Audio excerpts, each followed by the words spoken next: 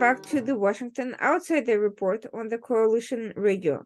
For those newly joining the program, my name is Irina Zuckerman, and I am the editor-in-chief of the Washington Outsider. With us today, we have Zainab Khan.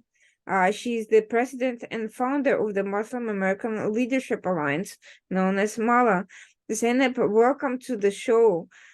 Before we get into a topic for which you have the perfect background as both an active member of the Muslim American community and a psychotherapist, tell us a little bit about yourself, how you started Mala, and how this combination of being a nonprofit founder, but also someone with a background in psychology, what drew you, and how does that work?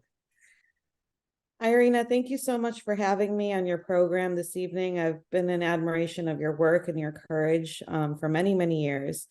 And obviously, I think, for people to know, in regards to this topic with the Israel-Hamas war and anti-Semitism, that we'll be discussing with, from the angle that I'm kind of seeing everything as, I think it's important for people to also know that for many years, we collaborated and we did some incredible community heritage and arts programs and interfaith events as well. And a lot of this kind of is interestingly coming back full circle and seeing the space and how much a different narrative is needed and what we have to do to actually address interfaith relations. So my background, my professional background, I'm a licensed clinical psychologist. I'm also a visual artist, and I started in this nonprofit space kind of in a way of out of trying to build something that was representative of people that like myself and that I knew. So we started Mala back in 2015. It was a group of like-minded Muslim Americans that were trying to find a platform where we could share our individual stories, but also not fall into the monolith of victimhood narrative of how Muslim Americans were represented. Everything was either very overly theological or political or very heavily leaning on a victimhood or grievance narrative. And we started Mala as a platform for storytelling. So we started with being the first organization to archive the oral histories of Muslim Americans, which are now housed in the National Library of Congress. And in doing so, when we did this, we saw a huge need for community programming for Muslim Americans. So in Chicago, in New York, in Washington, D.C., and other small cities, we really started collecting stories and then also building programs and events around these stories and the unique leadership in the Muslim American community. And kind of fast forwarding to where we're at in the here and now, after October 7th happened, I found myself going through my Rolodex of 10 years of partners, organizations, institutions, individuals, whatever I could to kind of put together a statement of solidarity with the Jewish and Israeli community, because this was so important to show that, we condemn acts of barbaric terror, that we stand with our Jewish brothers and sisters. And I found myself struggling to find any organization or institutional support that was Muslim or of Muslim heritage to sign on for this. And this led me to penning an op-ed in the Wall Street Journal about the issue of anti-Semitism in the Muslim community. And so hence here we are with this conversation. So that was kind of the introduction that was pretty long. But what I'm also seeing a lot right now is just my basic textbook, grad school, things that I read about conformity and social psychology and just social norms and groupthink and group impact. And I'm actually living it and seeing it. So I will say that this has kind of been a very rattling and traumatic and tragic time for myself, as well as I kind of look through and try to build out a different landscape. There's many Muslim Americans similar to myself that have these very similar sentiments. We're very appalled by the hate. We're shocked at the level of anti-Semitism that the community is displaying. We want to do something about it. And what it boils down to is the lack of institutional support that I'm seeing the lack of institutional support and representation in the Muslim American community. So kind of that was a very long intro, and as you can tell, I'm very passionate about this topic, and I have a lot to say. So Oh, I'm so glad because because I certainly have a lot of questions to ask. But let's break all of this down into pieces of a puzzle, because all of this, I'm seeing pieces here and there, but everything doesn't quite add up. And I kind of want to go beyond the different partisan, attacks at each other, and kind of try to figure out what exactly, how we came to this place to begin with. I mean, before the Israel-Hamas war and before the October 7th Hamas attack on Israel, I mean, there have been other issues, there have been other concerns, there have been, on the one hand, efforts to build Muslim-Jewish relations and and interfaith relations between all major religions and things like that. And then there was also concerns about kind of political Islam, the politicization of religious institutions. But overall, nobody was really all that focused on this domestic scene and what that meant. All of a sudden, we are seeing these institutions become very, very active, more so than ever before, and they seem to be speaking for everybody. And I know that you've previously have expressed concerns about the fact that these fairly narrow institutions seem to have the biggest platforms to speak for the Muslim American communities. How did it come to pass that these guys that are, a couple of major organizations that seem to be recycling people and may not really have all that much representation, how did they get that much funding, that much legitimacy, that much support to be really speaking on behalf of very diverse Muslim communities in the US? yeah, that's a really complex question that actually kind of predates me. Mala was started in 2015, but even before then, I knew that other Muslim organizations, even for example, like ISNA, ICNA, theological organizations, CARE, MPAC, all of these, they just were not representative of the people that I knew, of the Muslim Americans that I was connected with. And I am very much active in the community. I'm not I'm not putting it where everybody's own spiritual way and being is different, but I identify very strongly with being Muslim. That was, this is my culture, this is my religion, this is how I am. And when it comes to the Muslim American representation, I can honestly say where I saw a huge issue was that if we did speak out about issues that were pertaining to us, like women's rights, women's issues, honor violence, I saw that I was very quickly gaslit, right? And then it was like, you're being Islamophobic if you're bringing up these topics. Well, then, that's really concerning, because these were issues that were happening even in America. That's actually how I started in this space, is that I was counseling survivors of domestic violence, and the majority of them were of, Muslim or Arabic or South Asian background. And it was simply because of my name. There weren't that many counselors or therapists at that time, when I was still kind of undergoing, my work and starting in that space. It was very isolating. And so in that struggle, I saw that, anybody who kind of spoke out against these issues, they were immediately ostracized or labeled as being Islamophobic. And this was like very, very terrible, because some of these really major issues when it came to women's rights and women's issues that were with the diaspora Muslim community, they were just really being minimized simply by that label of being Islamophobic. So that's where I see a lot of the problem lying right now. Now, if you, even voice concern or support, like even if you say, I'm standing up against anti-Semitism, or I'm standing up against, the atrocious barbaric sexual acts of violence that were committed by Hamas against Israeli women and children, all of a sudden that's looked at as a signal for supporting bombing in Gaza. I mean, this kind of conflation has always been, very troublesome, in my opinion. And now it's right here at the forefront, where we don't have a place to actually voice and say, we really condemn and stand against these atrocious acts of violence. The issue of extremism and indoctrinating children from a very young age is creating intergenerational hate. What are we doing about this?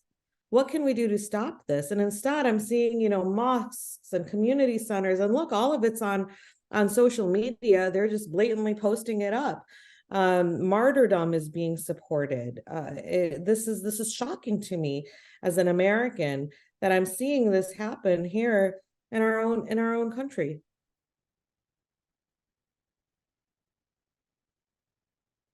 So what exactly has happened? There is a cross section of the population that seems to have much in common with political Islam followers. That cross section consists of formerly fringe right-wing voices who believe that Islam is actually best represented by Islamists. They seem to be in agreement with the Islamists on that subject, which I find highly ironic, because quite frankly, if you are against that sort of extremism, then you should not be empowering such voices. But be it as it may, they seem to believe that these organizations represent the true face of Islam as it was historically, and so forth. And quite frankly, it is astonishing that on the one hand, they seem to detest these people and see them as a threat, but on the other hand, there has been no effort to really displace the organizations that actually speak in that tone, and to either self-empower or externally empower voices who are not concerned with this sort of political culture.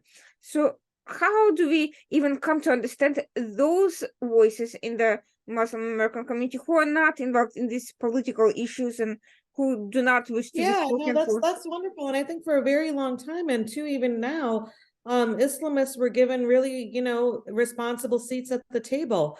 Just recently, CARE was asked to, be present. It was perhaps just a couple months prior to the October 7th events, but they were asked to sit in a White House meeting on anti-Semitism. I mean, you have the most anti-Semitic organization sitting, right? And their only purpose that was to sit in there was to change the working definition of what anti-Semitism is. This is appalling.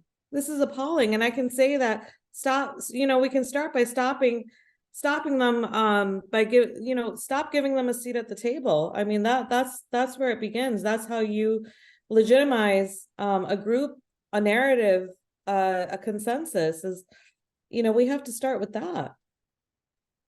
So, to my understanding, Muslim Americans in the US come from very different backgrounds. They come from Arab countries, from Southeast Asia, from African countries. They're local Muslims who've been here for generations. They're converts who've converted, from African American communities who do not come traditionally from Muslim Brotherhood, Muslim from Islam, but who've converted either to Islam or to sort of Islamist, sort of kind of semi-religious movements. And you have also other groups from literally everywhere, and they come from different cultures, they come from different traditions, histories. Some are more recent than others, and they come from different schools of thought as well. And how does this issue of different cultural heritage and different religious traditions intersect with this political kind of perception of these communities as monolith? No, that's a great question. Look, Irina, the majority of Muslim Americans are not Arab. They're also, we have to differentiate the Palestinian issue with the Muslim American identity. And unfortunately, always conflated. It's a virtue signaling that if you are Muslim, you have to stand for X, Y, Z. And in this case, it's you have to stand for the Palestinian liberation. Look, I am very sympathetic to the plight of the Palestinians. I've come across so many, Palestinian women, because I'm very involved with women's rights circles and women's issues. But Palestinian women that were like, these protests and this far left rhetoric is actually drowning out the voices of actual Palestinian American diaspora that do want change, that do want to, live a life of liberty from Hamas, from extremism. They don't want suicide bombings. They don't want, this kind of extremism and terrorism to be like, re-recycled in every single generation, but their voices are not being heard. And so it's through different initiatives, through women's networks, through small campaigns that we're trying to organize and bring together like-minded voices. But the big problem, I think, is that there's not institutional Muslim American support. We're not organized. We're not a theological organization, so this also comes into responsibility with clergy, right? So I'm not finding an imam to relate with. So I'm going to find a rabbi. I'm going to find a pastor. I'm going to find a reverend. I'm going to find anyone that is within my community that stands up against this form of hate, this kind of rhetoric that is labeling people, especially Jewish Americans, as genocide perpetrators or warmongers. And then saying it's not the Jewish people or Judaism that we're against, it's Zionism, right? This is where it's that pink elephant in the room. Well, anti-Zionism basically means that you are supporting, the elimination of the Jewish people and their right to Israel. I mean, this is where it all boils down to. And I saw a very heavy anti-Semitic connotation in so many interfaith events that I had been a part of, especially when it came to Muslim-Jewish relations. There was always a caveat when it came to Muslim organizations participating with Jewish organizations, right? And it was always, well, it's about the occupation, or this is about the oppression of the people. And it's like, we never were able to, aside from Mala, at least from what I see, is that we were never able to really look at the shared heritage, the culture, peace building, dialogue, rejecting extremism, moving forwards, building a new collective community for our children, for the next generation. None of this was being done. And I'm sorry, that means that there has to be an entire new landscape created of what interfaith intolerance really looks like in America. It seems to me that previous models of interfaith dialogue and even Abraham Accords affiliated, efforts, they failed completely, because despite all this positive publicity about the need to work together and overcome political issues and previous paradigms and things that failed, as soon the moment something big happened, all of that went down the drain immediately.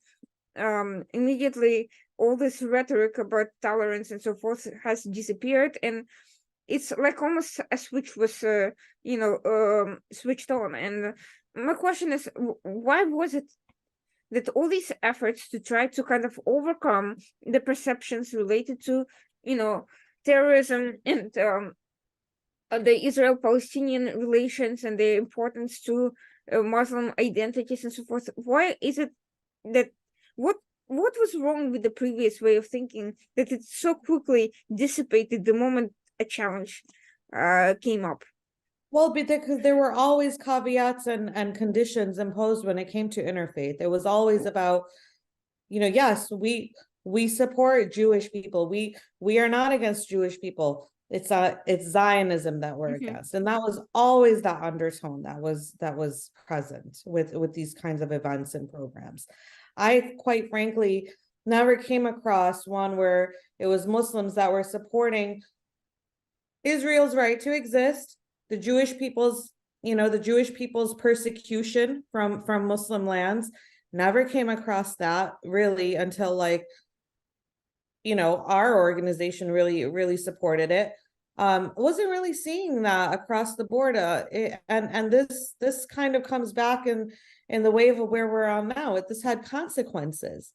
Having this kind of underlying hate and rhetoric and agenda, it really was counter-effective, right? Because now here we are completely divided, and we're back worse than we started, in my opinion. So this is where we get into this issue of conformity.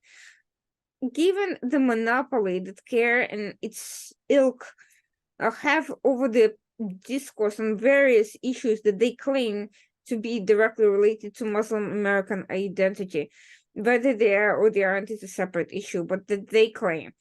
What are the challenges for unaffiliated Muslim Americans, or those who do not necessarily, who disagree with these organizations? Are they facing some sort of a retaliation from these organizations if they choose to go against the mainstreaming of such narratives?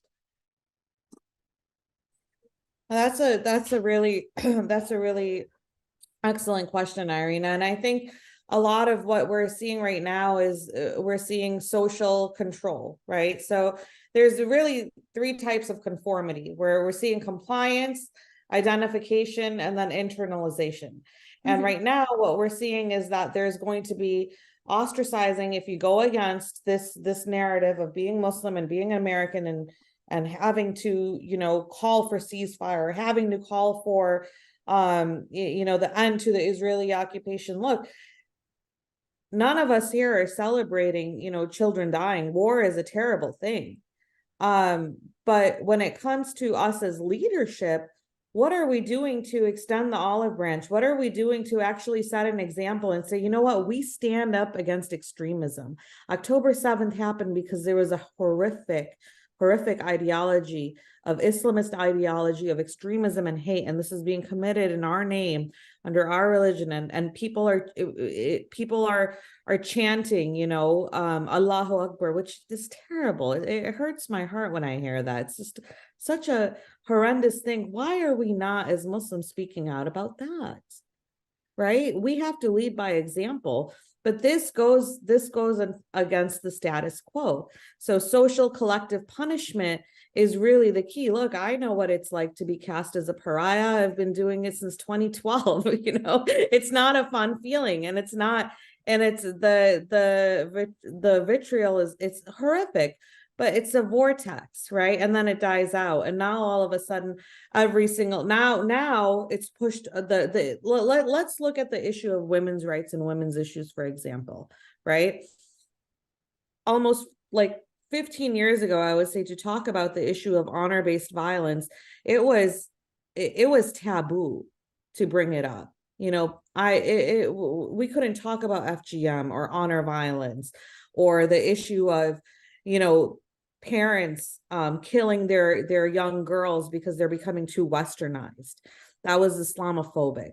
Now, since the narrative has shifted a bit more, I think, to the social norms of what's, acceptable to be digested more on the left, then you can, now you can openly talk about it and condemn it. Why did it take so long? This is what we're seeing again. Now yes, we do condemn Hamas, but it's Zionism, it's the genocide, it's the oppression, it's the occupation. Well, how long are we going to rehash and regurgitate that? Does that really help us in the here and now? Does that really help our communities and where we're looking in the past? And everybody's theological interpretation is going to be different. Everybody's historical context is going to be different. I'm not going to get into that. Those are not my domains.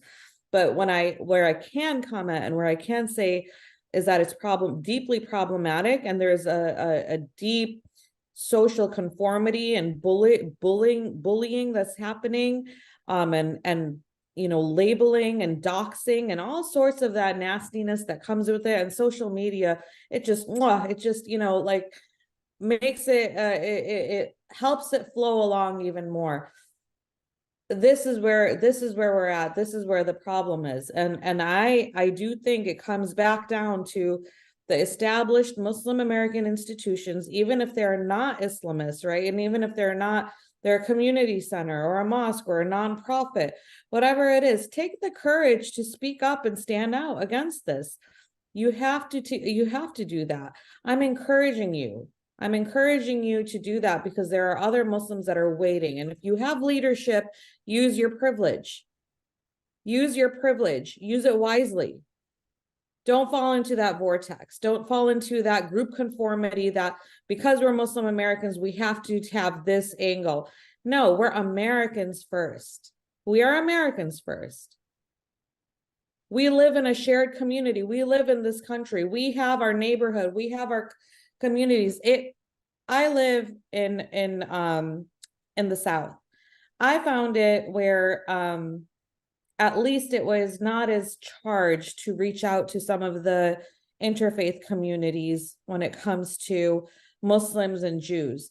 Maybe it's because I'm not in a big city where a very charged rhetoric is dominating our existence. We're about our daily lives, and this is about brotherhood and sisterhood and companionship, and showing that we're Americans and we need to come together rather than divide ourselves. This begs the question, what kind of tools are needed to provide young Muslims or anybody who is on their own, who are not in a place of affiliation with these major organizations, who wants to pursue a different path, who doesn't want to be conform, and who sees him or herself as more, independent minded? How can such people be reached? How can they be helped, and by whom? I think right now that's a question that I'm trying to figure out as well. Social media, unfortunately, is the louder and the more vicious and the more abhorrent you are in your language, the more you're going to move. I want whoever is listening, I want them to understand, after World War II, the entire world of social psychology, it shifted, because and a number, all the leaders of the social psychology movement, actually majority of them were Jewish.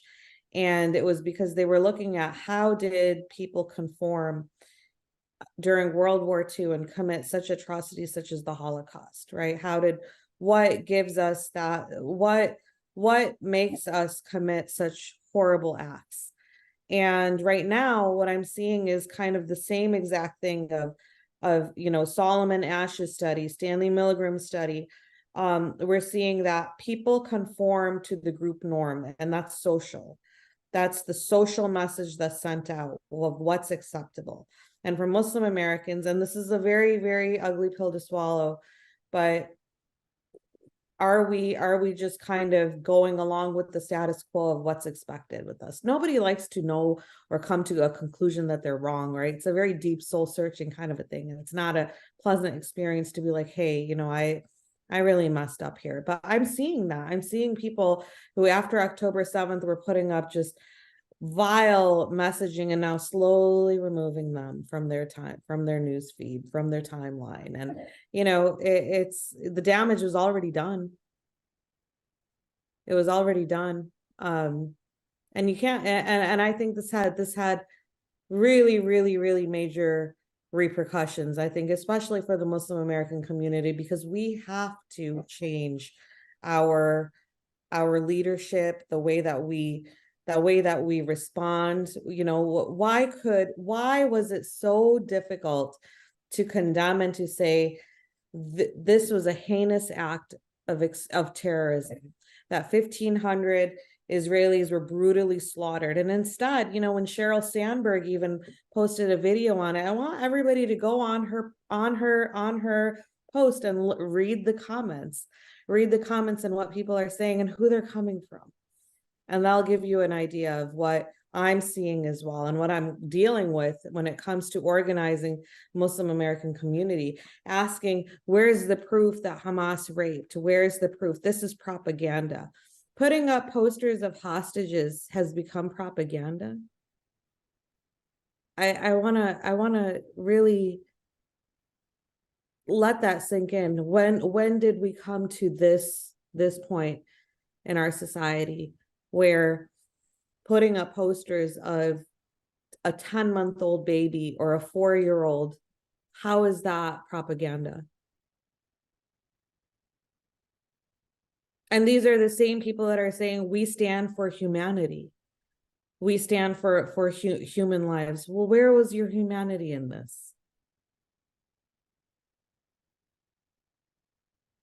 There's a difference between people who stay silent, who don't do anything or don't say anything as a sense of maybe diffusion of responsibility. Maybe they think somebody else will do it so they don't have to, because they don't want to draw attention to themselves, because they feel social pressure. And then people who go out of their way to kind of virtue signal where they are, that may have long-term consequences even for themselves, because a few years down the road it may cost them their career, it may cost them a social position, because they've openly supported extremism, they've openly supported terrorism, even if they didn't necessarily think it through. So where is that urge to kind of go out of your way to actually say something or get involved comes from? One thing, again, is to say silent, not exactly profiles and courage, but this issue of conformity you spoke to makes it understandable. But the other issue is actually people acting and actually supplementing and enhancing and echoing these voices and giving them actually bigger bigger sphere of influence. Where is that coming from? Who is it they're trying to impress exactly, and why do they feel the need to say anything if they're going to speak on this topic, instead of just staying silent and not getting involved? I definitely think it's an identity issue, or if you're coming from a place of Muslim background or Middle Eastern, or whatever it may be, you have to say something. The whole I've seen a whole bunch of this also. That look, so if you go on Instagram, TikTok, Facebook, people's pages, I saw doctors, physicians, lawyers, professors post some of the most vile anti-Semitic memes, and then again take them down. Issue a half 20% apology, very much so, because they're in fear of losing their jobs or whatnot. And then of course you have the ones that will just completely slander you. You're a Zionist, you're a warmonger, you're a genocide supporter. And look, for too long that label has been thrown in such a apples to versus oranges way. It doesn't even stick its relevancy anymore, because the bottom line is that there was a horrific terrorist attack. It continues. We're seeing with these protests. From the beginning I had said these protests are inciting violence, and they did. People died. There is so much bullying and people from the far left to the far right have created this vortex of this hateful rhetoric, and everything is hostile. I can't even voice my support for anything, because it's just it's such a hostile environment, and this is what we're dealing with, and it's shameful. It's very shameful. It's embarrassing. I don't have the answer of why. Number of factors: conformity, groupthink, mob mentality, people that are uneducated, that don't know history. Majority of them are very young. They're in their 20s, they don't know history, they're denying the Holocaust. I've even seen people, I have screenshotted, I should show you my screenshot folders. I mean, have them alphabetized. That's how organized they are. But really, where I actually saw people that came to Mala events and came and ate our food and mingled and were very much a part of promoting their Muslim American identity. But then on forums or on posts, they'll I actually saw exaggeration. You froze up.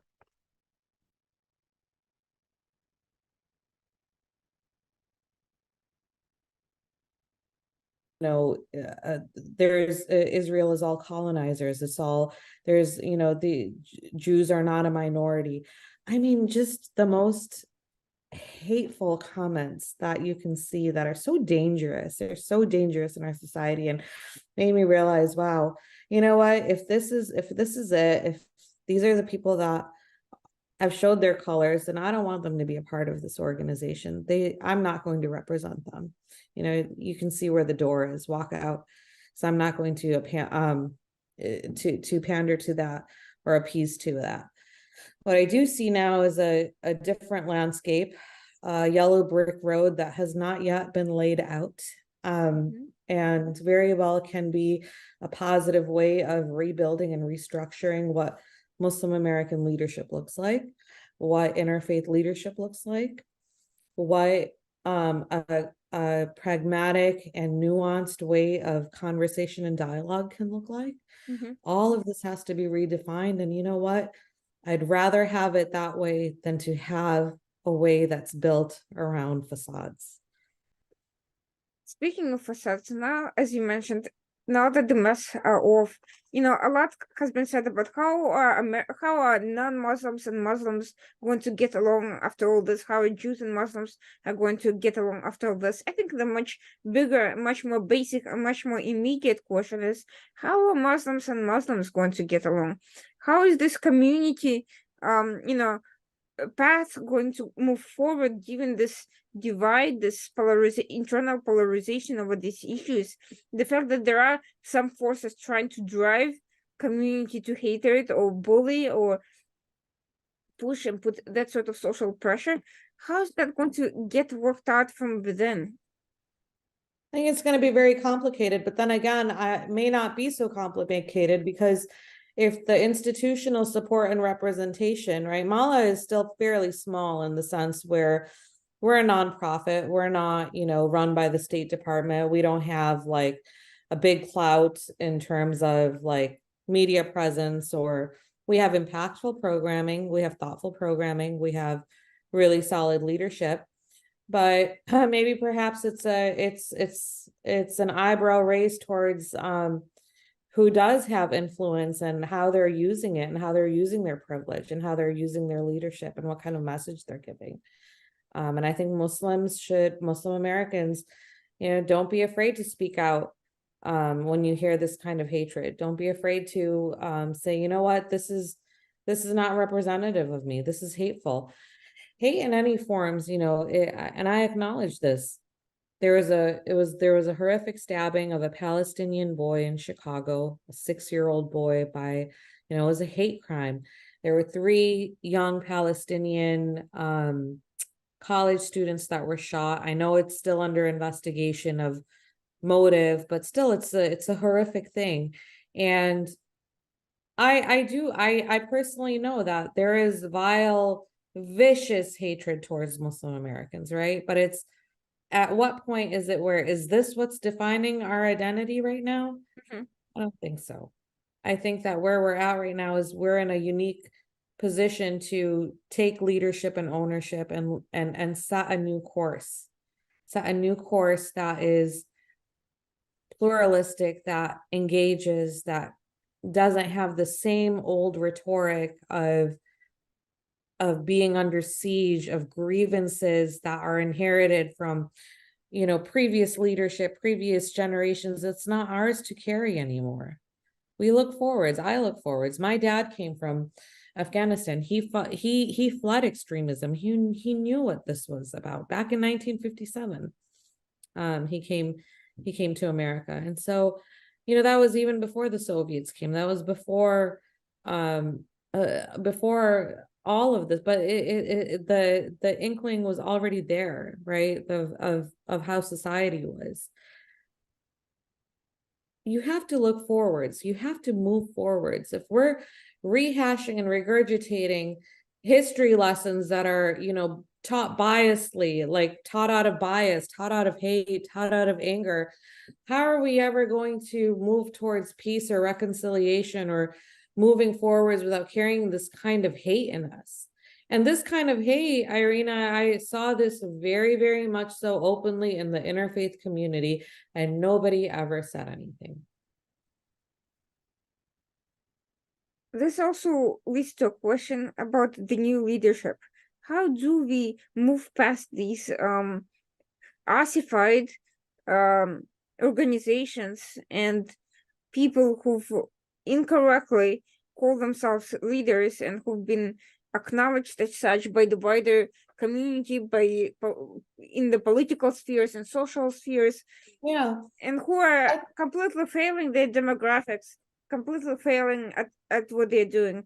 How do we push back at them when they're, quite frankly, very well funded? That's the basic question. Look, I think you bring up a great question again. Look who's elected into Congress, right? You only have what, 2 or 3 Muslim Americans, and 2 of them, take the cake for being the most hateful, vicious, appalling, shameful, disgraceful elected congresswomen. And they're both far left. And perhaps, Muslim Americans can organize and gather and, have, the beauty of America is freedom of political thought. Let's have some Muslim American Republicans run for office.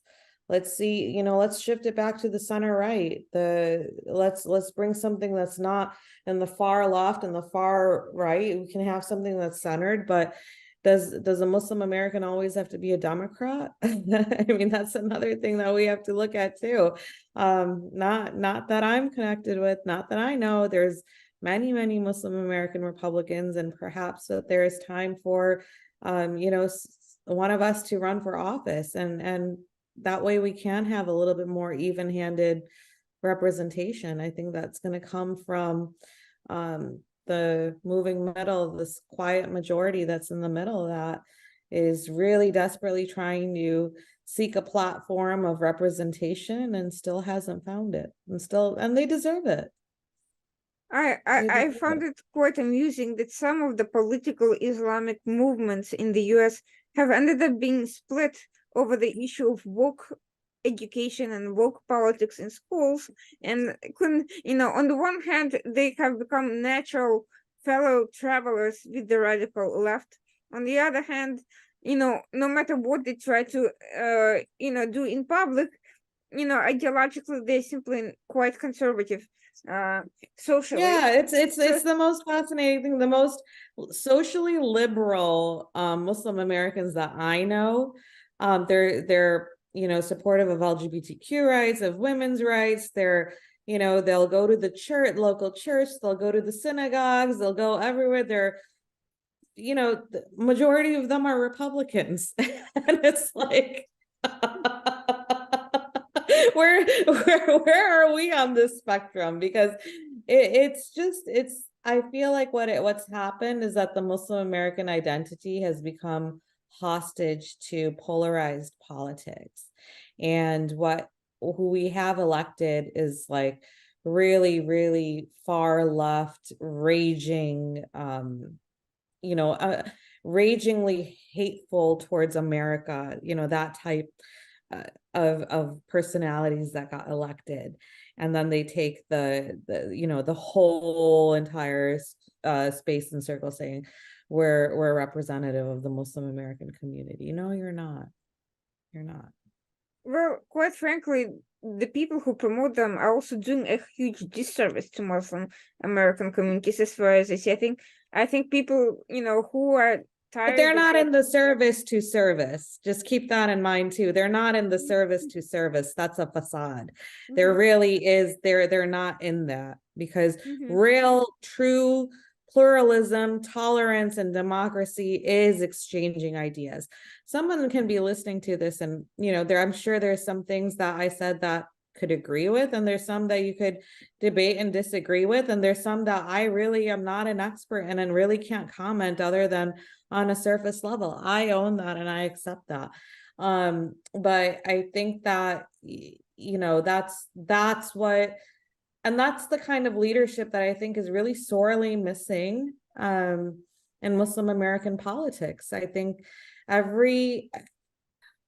far every single candidate or one, it's like the far left, and that becomes that back to what our topic is, like group conformity, group norms, it's bullying. And then if you are a Republican Muslim American, then you're, anti-immigrant, you're a warmonger, you're this, you're that, and every label gets thrown at you. And it's like, are we really at that point now where we're going to pull each other down because we don't have freedom of political view?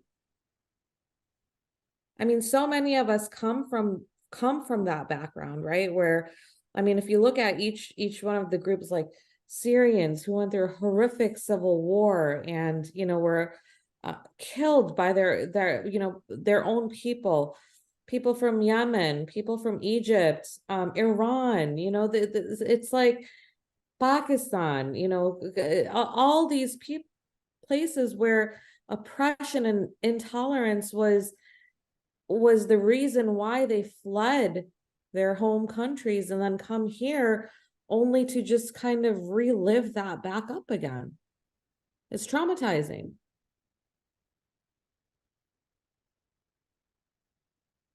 All of this brings me to the question of how, of some of the tools that I used to keep all these people hostage to these, to this politics. One of them is fear. One of the issues that I wanted to mention is it's quite controversial and it's understandably sensitive, but this whole thing of tying anti-Semitism to Islamophobia. On the one hand, it's quite natural to be concerned that when you have a huge political issue and controversy, there's going to be bias and bigotry coming out from people. On the other hand, is the data on the actual level, rise in Islamophobia sentiments in terms of polling, in terms of people being questioned? How accurate is it? I am not controlled by the organizations that have a vested interest in that. And second, what is the data on the rise of Islamophobic incidents that are directly, actual hate crimes or hate, bigotry or discrimination related crimes? Well, I can say this. I don't know how the reporting is recorded, how the data is collected, but I will say, as a Muslim American, I didn't experience protests and chants that were asking for my extermination. That's a big difference. We've seen group hordes, thousands, tens of thousands upon thousands, people, the Nazi flag at the Rockefeller Center, the Christmas tree lighting. You Google the images, you see it, the Star of David with blood all over it, and some of the most horrific signs and chants.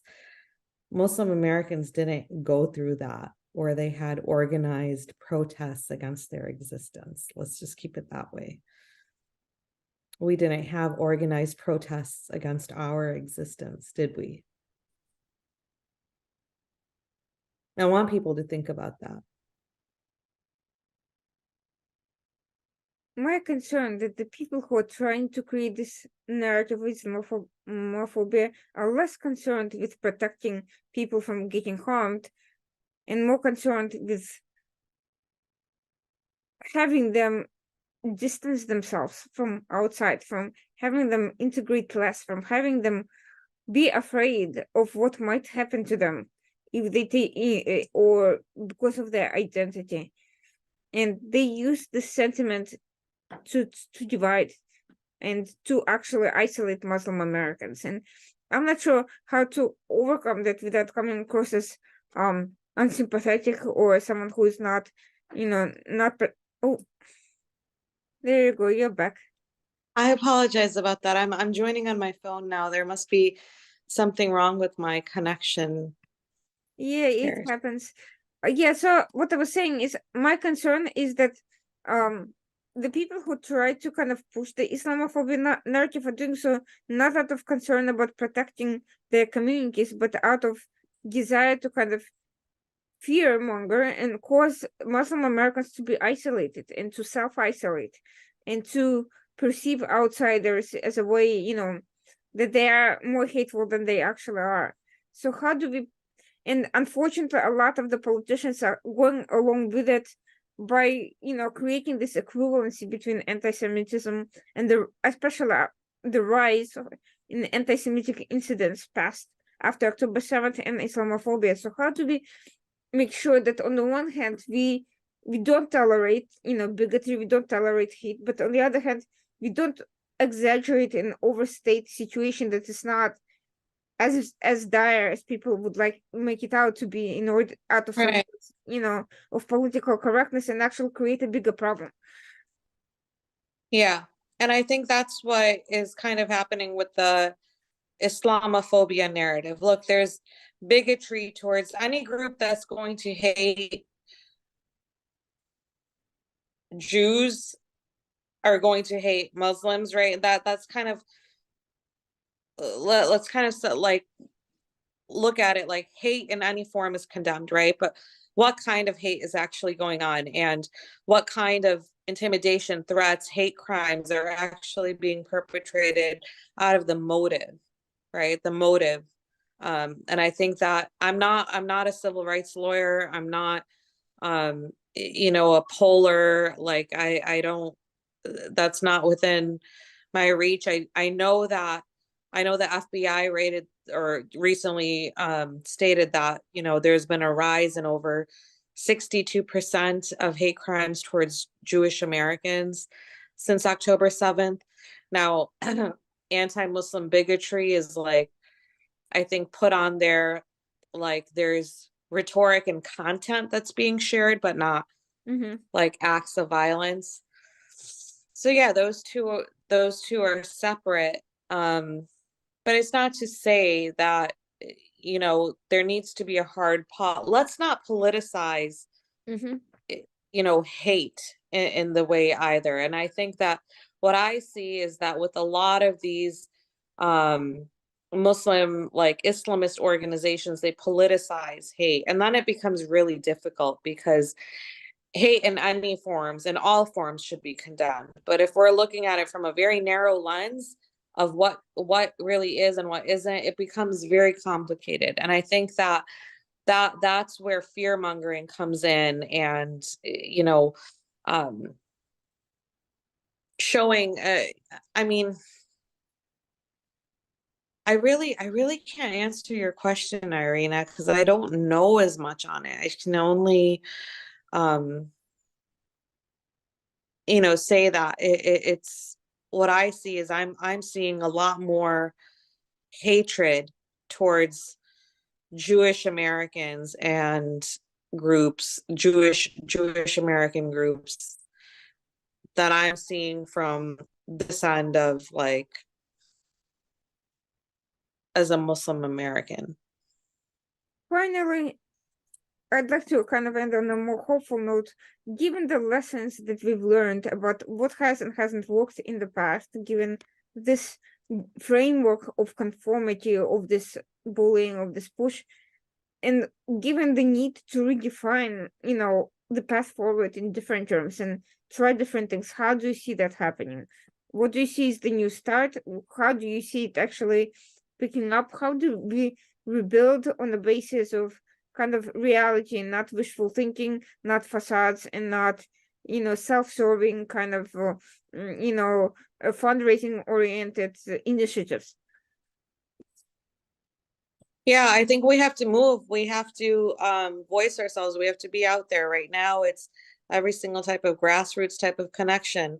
I think that's where it's going to have to start. I think that This is a huge wake-up call, of who's allowed to have a seat at the table when it comes to issues of tolerance and pluralism and interfaith. Let's really look at what's happening. Why was one of the most anti-Semitic organizations allowed into a White House summit for to discuss anti-Semitism? I mean, that to me is just the most counterproductive way to go about this. There is support, I would say support voices that are speaking out. It's an ugly landscape, Irina. It really is. I see a lot of charlatans. I see a lot of opportunists also, and it's exhausting. It's a very, very draining space right now. But I do think that if the groundwork has been kind of leveled, which it has, we can start, and it might be slow, but we can start. We can start by building a different narrative, such as this conversation that you and I are having. We can start by showing actual real solidarity with the Jewish and Muslim communities and the Christian communities. I mean, this is important for all of us as Americans.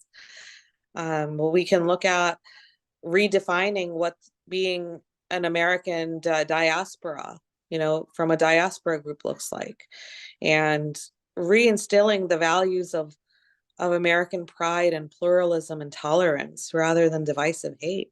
I mean, too much. At what point are we going to say enough is enough? I've said it.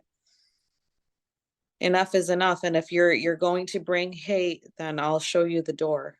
But the other issue pointing that you mentioned, the charlatans, the frauds, and opportunists, I think part of the reason why there's so many is this because the incentive structure is flawed. Right now there's an incentive for outside communities, Jewish, Christian, and so on, and to invite kind of anyone who's willing to speak to them. But maybe the point is to invite people who are speaking to their own communities first, who are already doing their work on their own to their own communities, and who have demonstrated a record of actually being an ambassadors to their community in their own language. I don't mean foreign languages, but literally in the language of their community, in the way, because right now there is this, I sense this desperation to have quote unquote good Muslims, which in my opinion is quite smacks of bigotry in itself, who are willing to go to this Jewish event or to a Christian event and to say good things about Jews or Christians and coexistence or Israel or whatever. But maybe we don't need that. Maybe what we need is people who are doing education on the ground, who are teaching things to young children in their own communities, who are bringing things into their communities and not the other way around.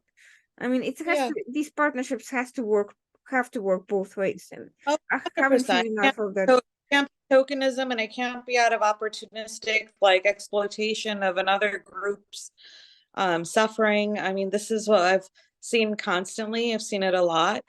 I really, and this is where it does become really hard, because when you are doing that kind of grassroots type of work and yearning for representation and yearning for a platform to show, all the different, a different narrative and a different approach in leadership, you're up against, for not just your counter, whatever you want to call it, opponents, or your counter view, counter mission, but you have to work within some of the issues of people within your own space of taking the spotlight. I see it as wherever I can be helpful and needful in this conversation, I will come in. I do think that this was needed, and this is really, really much coming from a place of genuine concern. It's very hard for me, because I have a 5-year-old son, and then I think about where is he going to be? Who's going to represent him? What kind of clubs or groups is he going to have? He's Persian. He's Persian heritage. Where is he going to go in all of this? Where do my husband and I, both of who come from Muslim heritage, like where are we going? Where are we represented? It's coming from a place of very deep concern. It's coming from a place of seeing betrayal. People, like I said, that I had mentioned earlier in our segment, that came to our events, ate with us, broke bread with us, came to interfaith iftars, Seder dinners, and then all of a sudden, posted this. It's so painful. I'm going to remain optimistic, and motivated and determined to carve out, even if it's a smaller path or a smaller way of doing something, but the right way. I think so. I think focusing on concrete results, even if they're small, step by step, I think it's better than just having a lot of highfalutin rhetoric that doesn't ultimately accomplish anything except photo ops and superficial issues that ultimately fall down the minute there is a challenge. There is a need for resilience building. That's for sure. Resilient institutions, resilient mindsets, resilient communities that can stand up to challenges and stand up to bullying and figure out a way to move forward and to excise these characters who are, quite frankly, bringing problems into their communities as much as to the outside. So I think there's a lot of work to be done, but I am so happy to have discussions like this that give me hope for the future. Likewise, Irina, thank you so much for including my voice. It means a lot. And thank you for all the courageous work that you do for truth and for freedom and for human rights. You really are about humanity, and it's a nasty landscape out there, and you have shown your courage and your will, and that's tremendous. Thank you so much, and I hope to be hearing a lot more from you, and I'm sure only great things are ahead. And for everyone who's been watching us, of course, this was Zainab Khan. She's the founder and the president of Muslim American Leadership Alliance. Please check out their website, check out their wonderful programs that are picking up again, and they're doing lots of great things. And I'm sure we'll be having many more discussions in the future, hopefully much more optimistic ones, under much happier circumstances. And for everyone who's been watching it, this was the Washington Outsider Report on Coalition Radio. Please tune in next Tuesday night at 9 p.m. as usual for our next program, and thank you for watching.